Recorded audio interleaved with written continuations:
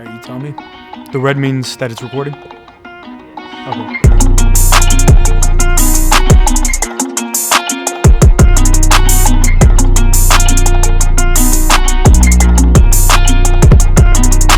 As you can see, we're doing church a little bit differently. I don't think it's a surprise to anybody that we're having to change up the way that we kind of go about church. And I think that this is an awesome opportunity for you to connect with us here on social media, on Instagram, on Facebook, and even online, anywhere that you go. This is also an opportunity for you to share. Perhaps you are talking to friends and discussing whatever you're discussing, maybe inserting a video like this where you get to share with them the gospel, or you get to share with them what church is all about. Maybe this could help you out. And so I just want to talk to you simply on the theme of what is the church, because I'm sure that you have that question. Is church canceled? Are we postponing church? If we're not meeting in the building, what does that mean?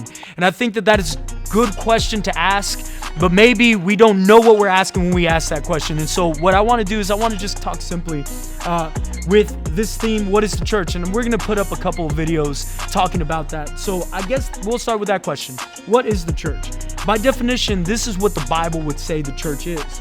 The word church in the Bible comes from the Greek word ecclesia, which is where we get iglesia, right? In Spanish, and in English we get church, which means a called out company or an assembly. What does that mean? That means that God has called us all to himself. And when we come together in one place, we become the church. The people become the church. Now you might be asking yourself, well, we're not all coming together. Well, I have good news about that, because the Bible is very clear that in Matthew chapter 18 and verse 20, it says this. It says, "For where 2 or 3 are gathered in my name, there I am with them." So what does that mean? That means that just 2 people coming into agreement that they want to spend time with Jesus, that right there is just as much as us coming with 2,000 people, that is also powerful. So the first thing that I want you to know is that the church is not a building. The church is a people. So you are the church. Just because we're not gathering together doesn't mean that the church is not gathering. We have 6 campuses throughout this nation. And this last Sunday, we met in over 350 homes. That means 350 campuses, locations where the gospel was being preached and where people were worshiping Jesus. Here's the second thing that I want you to know. The church is always on the offense. We're not defensive. We're not like, oh my gosh, what do we do? Oh my gosh, is the devil winning? What is the government doing? What is society doing? No, the church is always on the offensive. What does that mean? That we're always making progress. This is what it says in Matthew 16 and verse 18. It says, "And I tell you, you Peter, and on this rock I will build my church." And it says this, "and the gates of hell shall not prevail against it." What does that mean?